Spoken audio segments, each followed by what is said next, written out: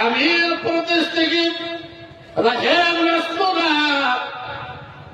এরকম চিন্তা ভাবনা করে বলে মক্কা মসজিদ থেকে আপন চাচার সঙ্গে বাণিজ্য আসবে, মুলকে বাণিজ্য আসবে, যেটা মেন রাস্তা, এই মেন রাস্তা দিয়ে তাদেরকে আসতে হবে।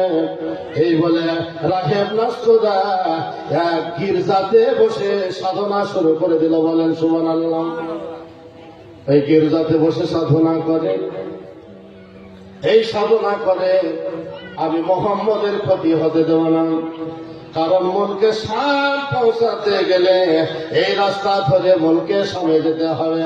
অতএব ওই রাস্তায় গির্জা ঘরে বসে সাধনা করতে লাগলো।